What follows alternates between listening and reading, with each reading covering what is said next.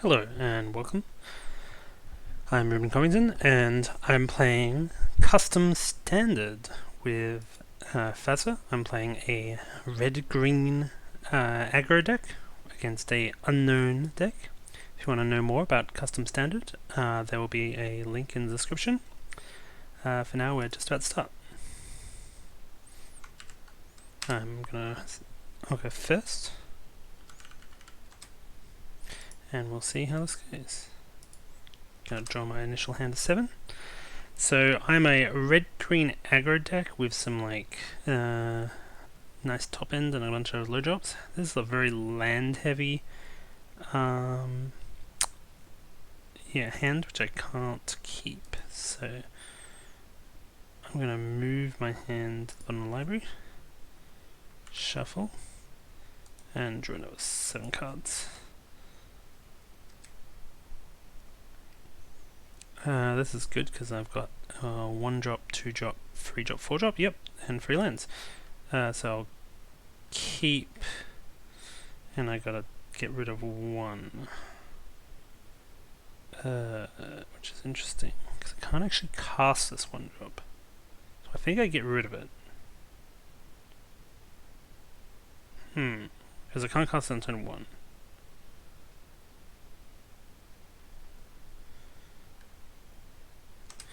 Okay, so I'm gonna move this to the bottom of my library. This might be a incorrect move, but we'll see. And I go first, so we're gonna play this Reuben crack tapped. Pass the turn. So Custom Standard, for those who haven't played before, haven't seen in my videos, is a standard-like Magic format, played with custom Magic sets, usually of high quality. And we had a new set, Netropolis, rotate in recently, and yeah, I'm playing some games with the new format, updating an old deck. So this is a 3/2 trample, which can also get larger, becoming but I'm going to have my opponent does play into the Lion's Den and is going to act as essentially a Thoughtseize, except it's like an O-ring. So I'm going to have to reveal my hand to my opponent, and they'll get to put a card under the enchantment. But if I do destroy the enchantment, which I can do with 2 hunger, I will get the card back.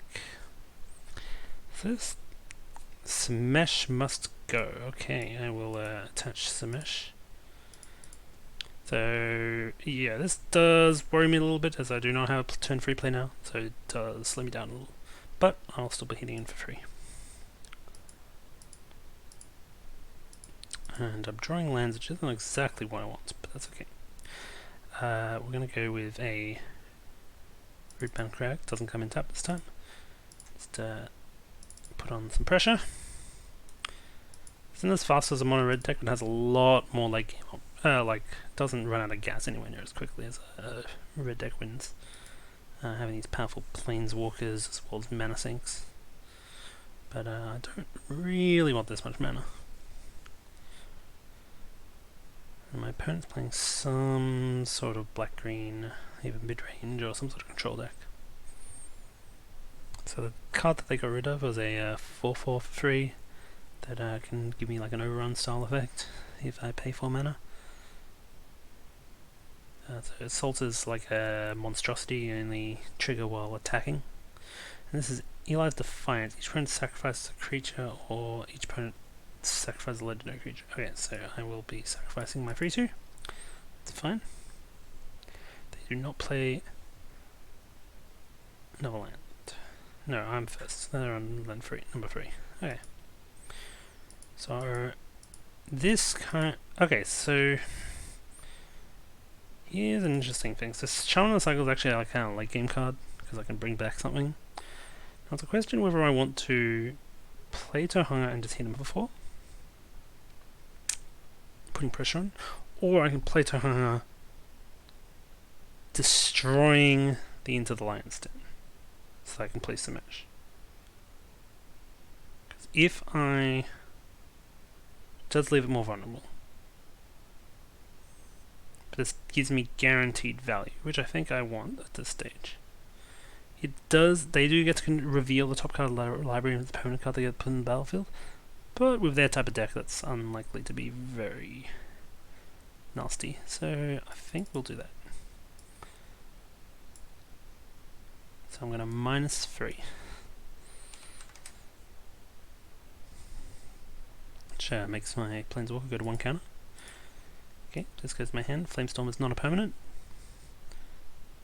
so it stays on top. And yeah, Flamestorm's not super effective against my deck, but I know that he has it now, so. And now I can start hitting in with a 4/4 Indestructible Haste, which acts similar to Gideon, putting on lots of pressure.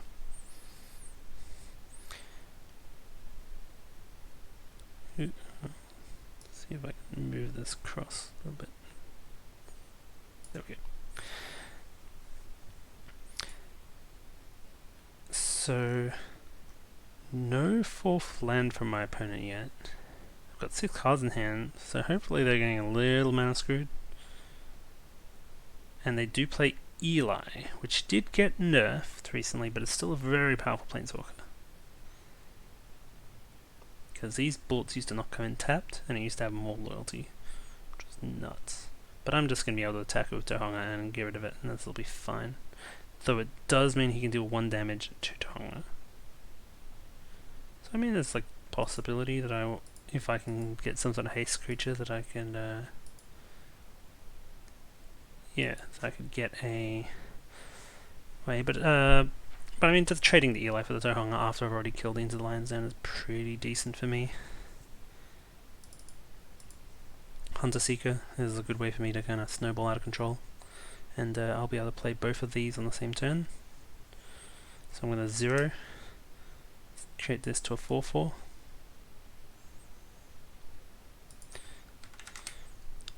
And we're going to start combat and attack Eli.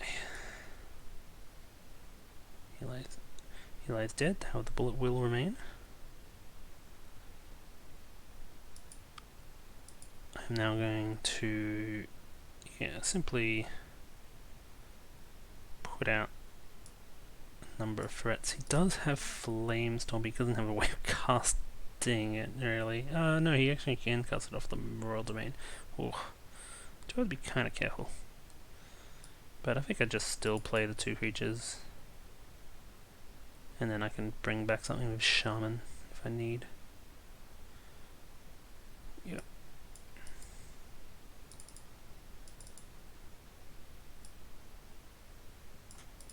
Because, I mean, like, Flamestorm doesn't even kill Samesh, it only kills Hunter Seeker, so.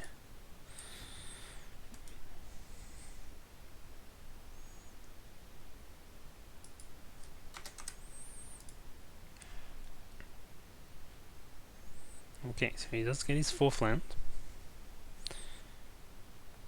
Hunter Seeker is whenever it deals combat damage to a player arm it has Menace. So arms are like +1/+1. Oh, here we go. It does seem like there's gonna get a Flamestorm here. Using the bullets to kill Samesh. Okay, so I actually get to keep Tohonga in this situation, which is fine.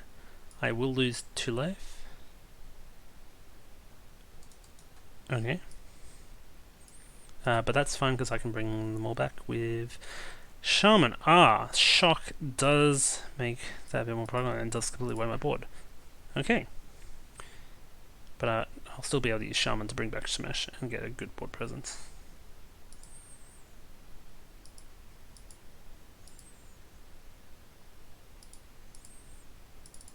So Shaman gives a card in my grid. Is that like a flash? It's like a Snapcaster Mage for creatures. So it's pretty good. So let's also they come in with a +1/+1 counter.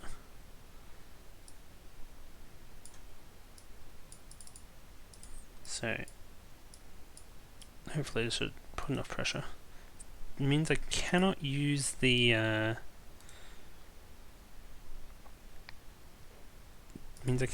assault ability because it already has a +1/+1 counter, just like how you can't use monstrous after it has a +1/+1 counter. But a 5/5 is still gonna put a lot of pressure on.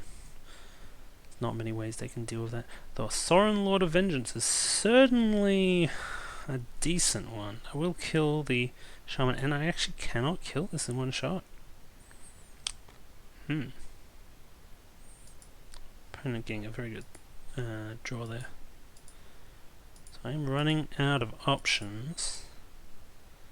So we're having the assault would be real nice, but instead I'm just gonna have to put Sorin down to 2. Down to 1, sorry. Because I can't smash through that life gain otherwise. That's where having something like Incendiary Revel or I have a number of mana sinks that deck can produce. I'm kind of really annoyed that I got rid of my 2-1 at the very beginning. It wouldn't have been super useful.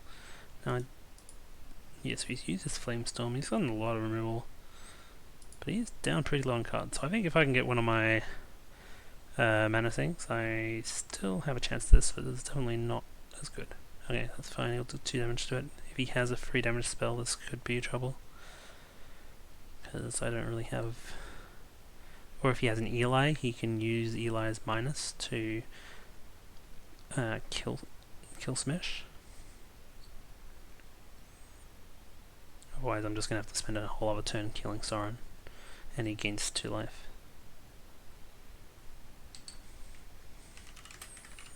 Which he forgot to do.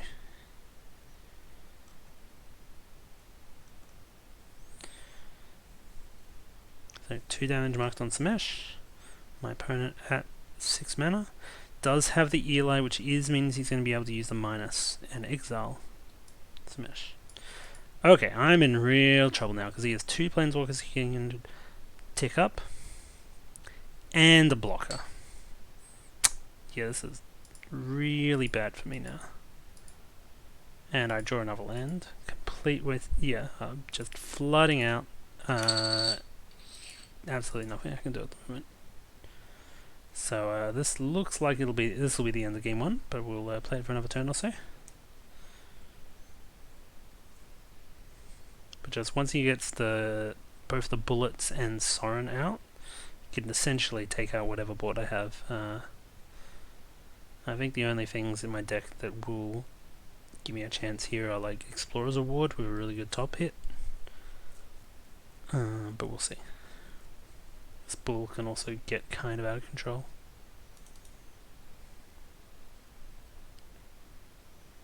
Okay.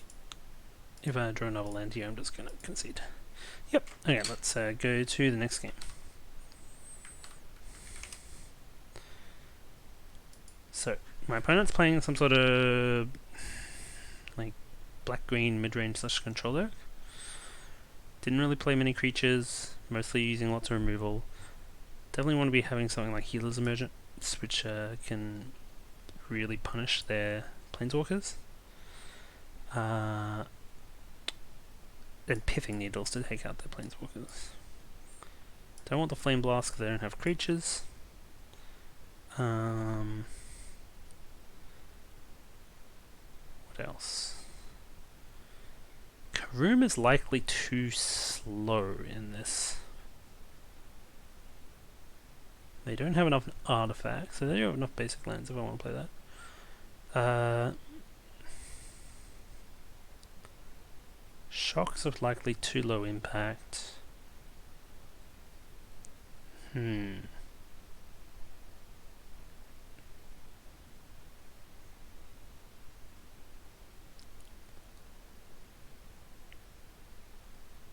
So yes, do I want Collapse the Pillars? I didn't see. The thing is, I really want Collapse the Pillars if my opponent is playing Tradition, but I didn't see Tradition. So I might keep it out for now. Yeah, I might just cut a Spore Flow. It's not really what I want here. It is resistant against shocks. Yeah. So let's go with this at the moment, and we'll go to game 2. I'll go first. gonna draw my first hand of 7.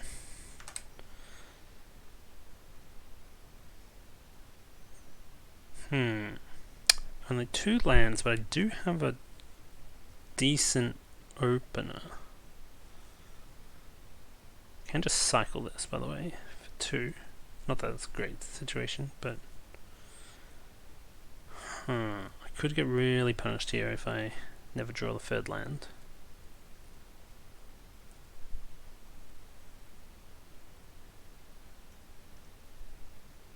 I'll keep this. This is a little risky though. Okay. So we're going to start off with the Canaan War Driver. There's a 2/1 for 1, which also can give a creature haste. Yet very effective at allowing my powerful 2 and 3 drops to get in on planeswalkers, etc.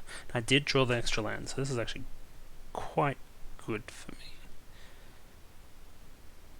So I guess the question is, do I want to Explorer's Reward for 1?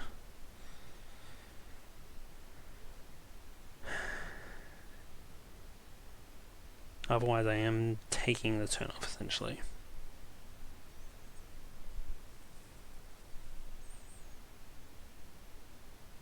Essentially 2 mana cycle. I mean, there is the possibility that the top card is Canaan War Driver, which is fine. But I think it's better if I go over the top, because and actually I might want to use Phoenix Flame on the 2nd turn, and on 3rd turn, sorry, and so in that case Explorer's Reward for 2, X equals 2 is much better for me. If they do kill the Canaan War Driver, I can actually summon the cycle to get this back immediately, and that's really good for me. Actually, so I kind of want them to kill this. But they may end up just into the line sense. Okay, well, this is fine. Yep, I'll reveal my hand. It's likely to Honga that's just going. Though they might and also like take Explorer's Reward. We'll see.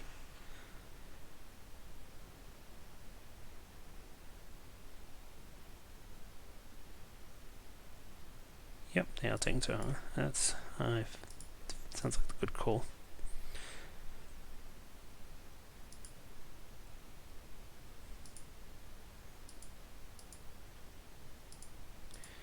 I do actually happen to draw another turn, so this is actually kind of good. I will Explorer's Reward for X equals 2 here. So this means I journey twice, which gives me 2 cards in exile, which I then put into my hand each time one of my creatures hidden. So this is X equals 2. And also, if I do flip over something that's 2 CMC or less, I can put it directly onto the battlefield. So, does this have a... oh, I don't have a token. Anyway. There's War Driver and a Smash, so the War Driver will actually go directly on the battlefield. I'll just put this here with a thing saying Journey. Journeyed. Okay, and then I'm going to get the Smash into my hand when I attack them. That ended up being very nice for me. Essentially, it was a divination that also played this for free. And that was one of the worst use cases of Explorer's Reward. Explorer's Reward is very bad if you're behind, but the fact that it's just like quite good on X equals 2 or 3, it's a big draw. Okay, so Sporeflow Protector is a powerful 2-drop, which I may end up having to actually Phoenix Flame. Just a little bit of a shame, but we'll keep the pressure on. And I've still got a lot of these late drops, and as well as the Shaman of the Cycle that I can use to get these back. So we'll Phoenix Flame this, exiling it, dealing 4 damage and exiling. We'll hit in for 4. Seems, yeah, my plan is Jund. And they're using these new Tesla fetch lands, which are fetch lands that bring in the lands tapped, but they can also tap for colorless mana. These are very powerful, especially because we have typed lands as well. However, I'm using the CC18 checks, Reuben, etc., because I want more untapped mana. And being on aggro, I don't mind having mana confluence or something like that, which pays a little bit of life. So if I get a 4th mana, I can Tohunga. If I don't, I'm likely either going to Smash or Explorer's Reward. If they kill one of these, I might Shaman the cycle. There's quite a few options here. My opponent does nothing. Don't know what instant speed interaction he has. Didn't see a lot in the first game. Don't remember if Eli's Defiance is or not. Piving Needle will be great here. There is...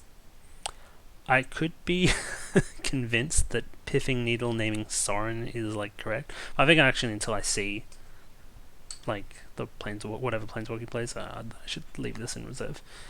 So it's either playing Smash, which would set me up to have one to be able to assault it if I drew another lands the next turn, and possibly just go for the kill.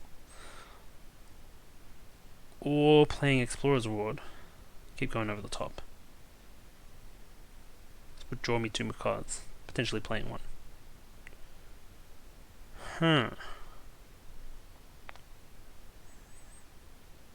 Explorer's Reward will be better later. So I think I go to Smash, but I'll attack first. See if my opponent has anything, because if they do have removal such as a shock or something, which they don't, okay. I would have potentially played Shaman. So I think I just play Smash here. See if my opponent has a Banish or some other instant speed interaction. Or if they might just make a token with Royal Domain, which, okay, so they actually had nothing on turn 4, so that's pretty good for me. They do get to play Sorin now, but I've got Pivoting Needle, so they will be able to kill like one of these. Yeah, no, this is quite good. Sorin's first, dealing 2. Okay, so this likely means Flame Strike is coming. Flamestorm. Getting free red mana with Royal Domain, yep. So this all dies, I take 3. Okay, that's fine.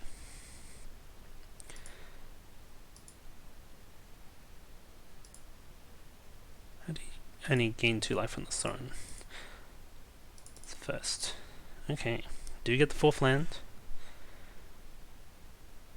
So...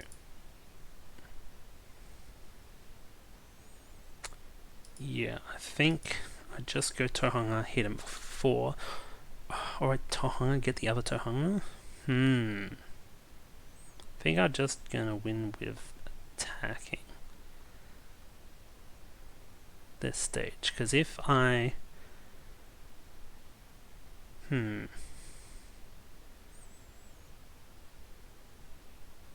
interesting. It does get... because yeah, there are some permanents which come down and quite wreck me, but no, I think I'll just go for the kill. Gonna 0, I just don't know his deck well enough. Attack in with a 4/4 haste, indestructible.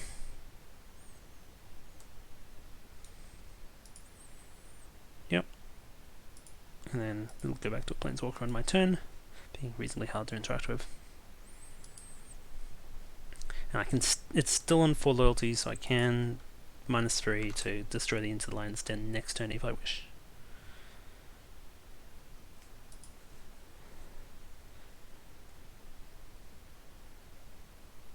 Did no longer has the 5th mana from Royal Domain, so he can't play Sorin this turn unless he plays another land.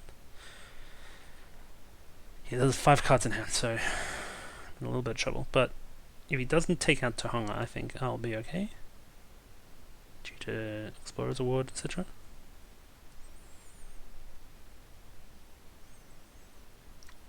A Sacrificial Bull. This is quite good if I leave it unchecked, but we'll have to exile target land from a graveyard. It does have 1 green mana up. So it can be a free, but this is indestructible anyway. Okay. There we go, Mana Confluence. Yep, so this is where Explorer's Ward, being a bit patient with that, is going to pay off. I'm going to do the X equals 4.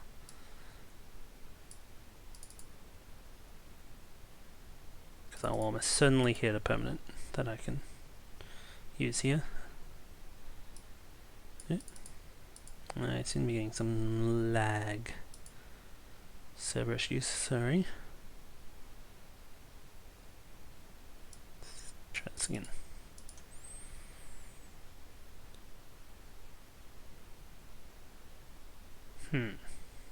Doesn't say I'm disconnecting.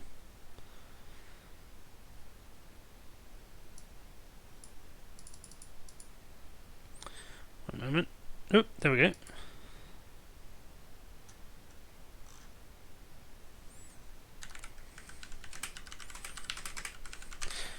Laying down for a sec.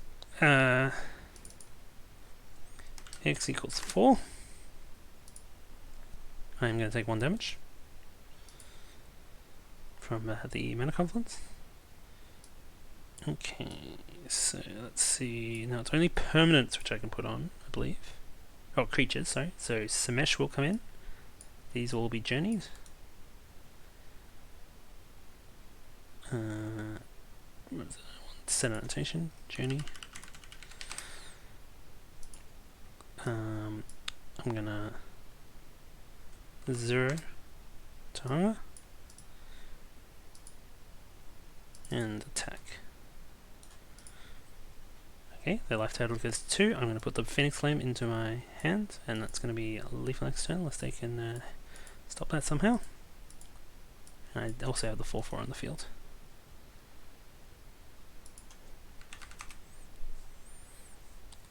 So this is they're in quite exile your Samesh. Sorry, from graveyard.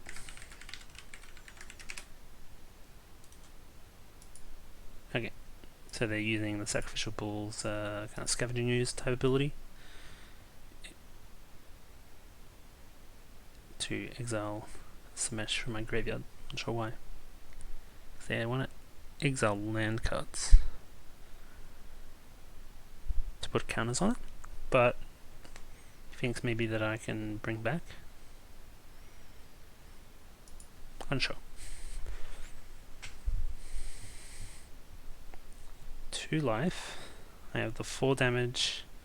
He does gain life if he sacrifices the Sacrificial Bull with some counters on it, but I think I've got him.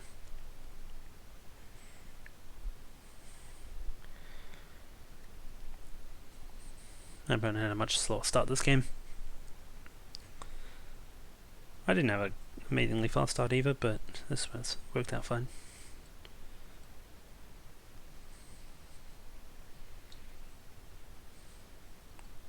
Okay.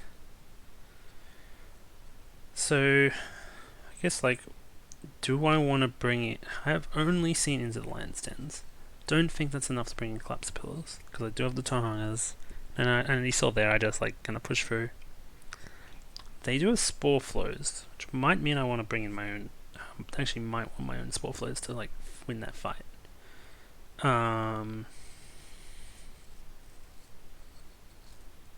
Instead of maybe Hunter Seeker. 1 Hunter Seeker. Let's go -1 Hunter Seeker, +1 Spore Flow. Shamans are a touch slow. The Explorers are really good. Maybe I want like -1 Shaman, +1 Explorers Reward. We'll see. Then maybe we're gonna go in the game free. Okay. So my opponent will get to choose whether to go first or not.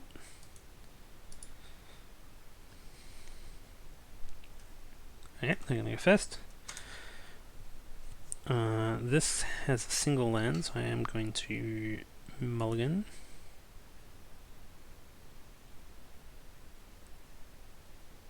So brief hand at the bottom of the library, we're going to shuffle and draw another 7. So keep 6. We are going to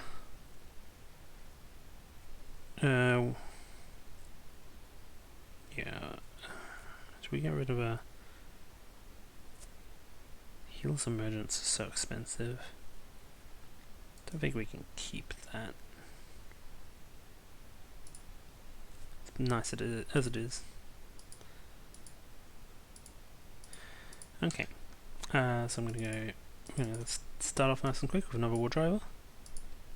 And then next turn we can play Quilana, which is a powerful 2 mana mana elf that also allows us to create more mana elves that also have haste, so kind of acting as a bit of an engine.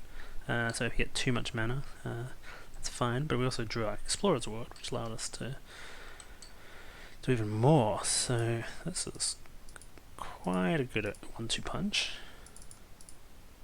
So we'll start with an attack here. Hopefully there is shock. Okay, no, got it. And play Quilana. Next turn we'll most likely Explorer's Award. They do have the shock. Oh, and they're shocking the Quilana. That's fine.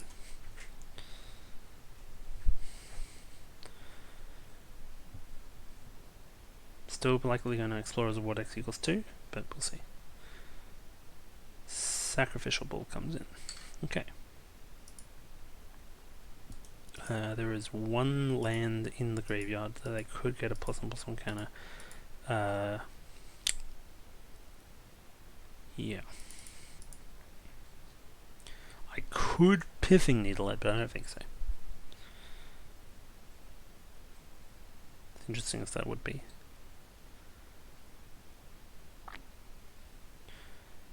That is something like, do I wish to...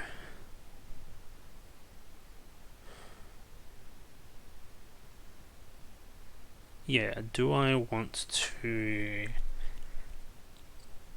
Explorer's Award here? If I Explorer's Award and they don't hit anything that I trade, could be not amazing for me actually. Because I can only get the journey cards if I hit them. But I mean, like, I have a lot of haste, and I also have the War Driver that can do other things haste, so possibly it's a bit of a risky move. Let's do it. So X equals 2.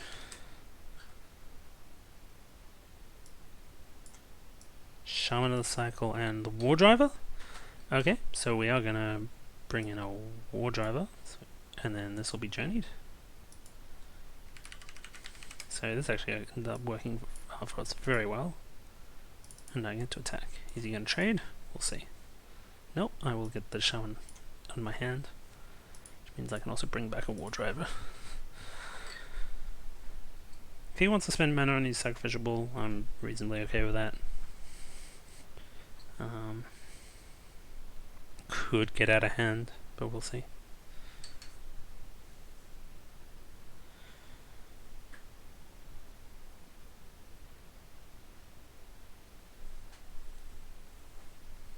This is actually supposed to be a 2-1. Okay, so he's holding up 3 green mana. There's 1, so he can make his thing a 3/3 at instant speed. Something to note. Could force it by playing Pithing Needle, or I mean, we can just like push through. Because the thing is, like, we don't name Pithing Needle until it's as it answers, so you have to do it in response, and then I can name like Sorin, which I think is pretty good to me.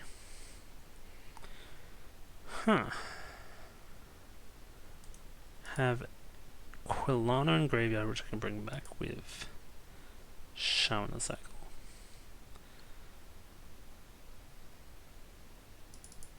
Yeah.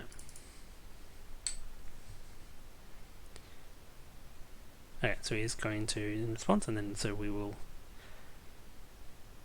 Yep, so he's exiling land. And he's exiling Koalana. Yep, to prevent me from Shaman.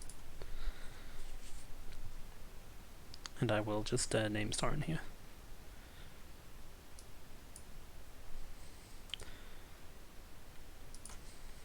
Because that is the card that I can't really beat in this situation.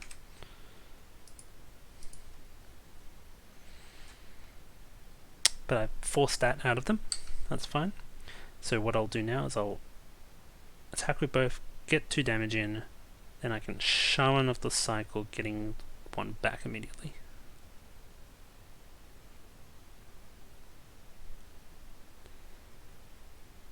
Though actually, they could exile in response, right? Which is a pain in the butt. Essentially, my Shamans are reasonably useless.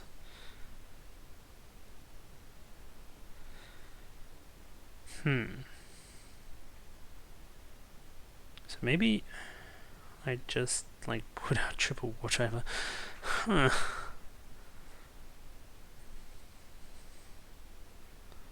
So as a Shaman, I target the thing in my library here, exiled in response. It's pretty bad for me. I just have a 2-1 and get 2 damage in. Yeah. So I think all I do here is I play a war driver, pass the turn. I mean, I'm really vulnerable to a Flamestorm here. But I also have a huge amount of haste granting if I draw something like a Karoom off the top. Yeah, lots of Camel Boys. The question is, do I want to have my Camel Boys die to his Ox? It's only 2 damage. I'd lose 1. Yeah, I think I'd do it just to give my like Shaman's target and force him to like. Yep. Yeah. Oop.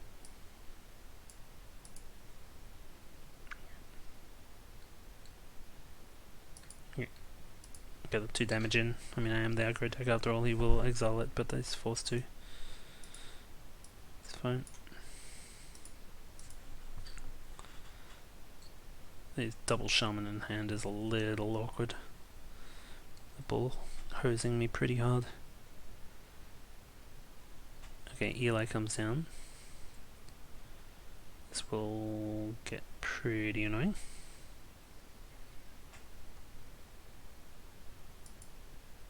The bullets will take out my war drivers.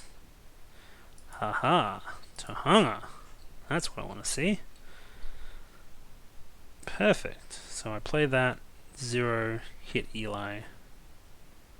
He either has to kill the bull or something else.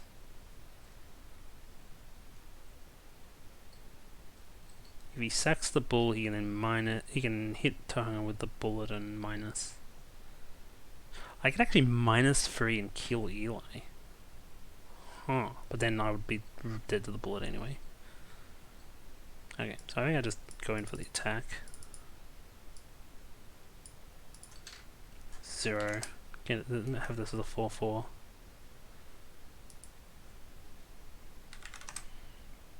Attack Eli.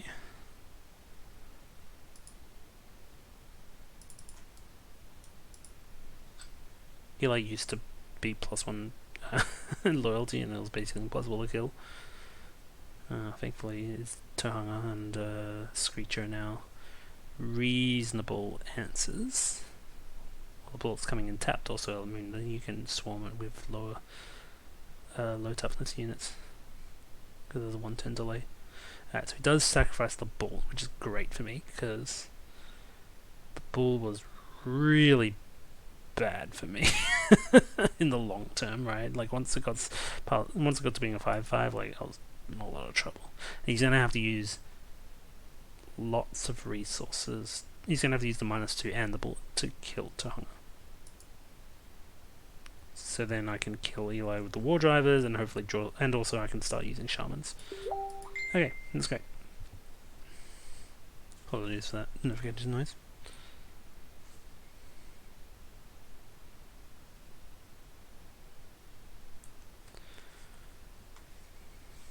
No, this is on sorry, this is on 4.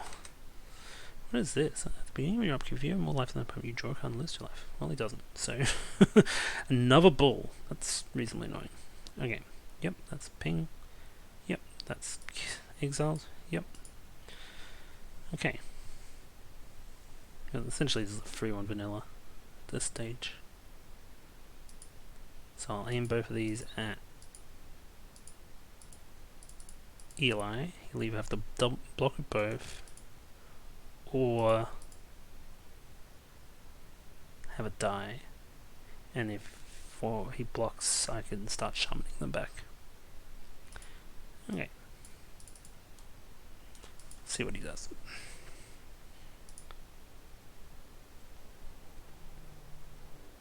Okay, Eli did. That does make my shaman of the cycle rather useless. If he doesn't hit back, reasonably okay with that. Ooh, these shamans of the cycle not been good this game. Ooh. Yeah, so maybe I do need one more Explorer's Rewards, or maybe at least in the sideboard. But my opponent is on only 1 card, so like this is definitely getting grind to a halt here, right? And it's likely that Sorin is their last card. I hope. Well, I mean, like, ooh, no, okay, it's Make Prey, which is fine. Like, okay. I'll take 3 here. I am still able to give threats haste.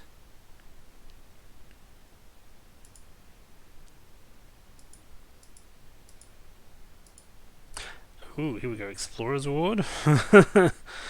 This is nice. So, yeah, this is X equals 4. Now, there's also the possibility I could do X equals 3 so that I can give something haste to War Driver. Actually, might not be a bad idea. No, actually, I really need to just... because that means I'm actually... they're not just gonna trade and... no, actually, because I want them to trade because of the shamans. Yeah, okay. So let's X equal 4.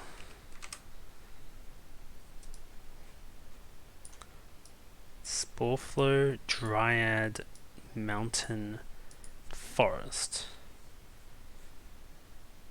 Okay.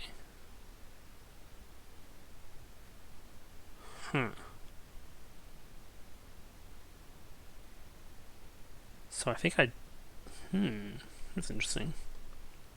The Dryad grows quite quickly, but Sporeflow will be able to protect against the bull unless he can buff it, and also allows me to start using extra mana. I think I go Sporeflow here. Like, no, I'm actually going to go Dryad. There's a newish card in the deck. Journey. Okay. I mean, like, hopefully he hits with the bull, right? And then he trades here. Okay, cool. So I mean, like, now I can just start shamaning. This is a 2-1. And we'll get bigger as I draw cards. So becoming a 3-2 next turn. Yep, creating a pedal, that's fine. 3-1 will start to hurt, but it's okay. A Make Prey on the Dryads, that's fine. Because now I could, the Netropolis, I can just shaman. Yep. But I don't want to let the corporate confidant get too carried away, because I am draining them of resources at the moment. So let's see, I've got Dryad, so I could Shaman Dryad, or I could Shaman War Driver Disciple, and then Dryad next turn. That seems better.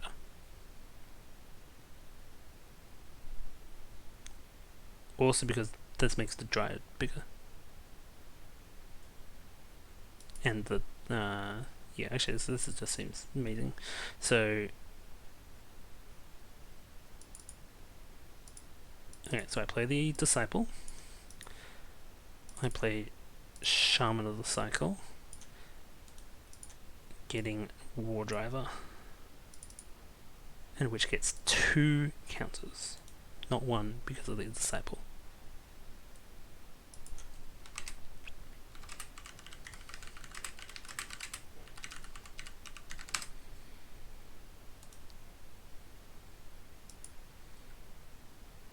So becoming a 4 for it. Okay. So they will get 1 superiority trigger. So I'm pretty vulnerable to a Flamestorm here. But, because they will get to draw 2 cards. Yep. They get their Bob effect. But, yeah, so Flamestorm specifically I'm quite weak to. I'm going to trade the Shaman here. I do not mind trading at all in this case.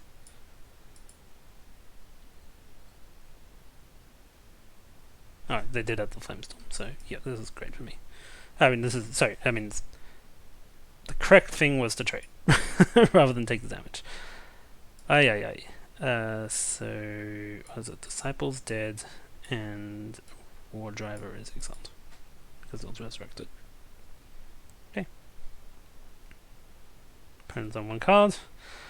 I am also on 1 card. This is, I got a bunch of Journey cards, which will be great to have. Especially because there's a Spellflow Protector among them. So I guess the question is, do I want to bring in Disciple? No, I want to bring in Shaman to get Shaman to get... And it gives me Shaman and Shaman to get Disciple. Yeah, so this is where the power of Shaman really pays off. Shaman, getting Shaman, which then is an ECB, so I can then get Disciple. What a wicked play from my 2-drop. So this Shaman will come in with 1 token, and this will come in with 2.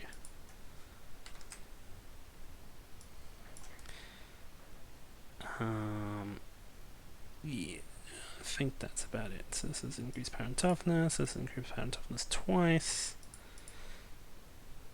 That's pretty good for a 2-drop. And then once I'm able to hit once, I'm able to get Spore Flow, and then I'll have an engine.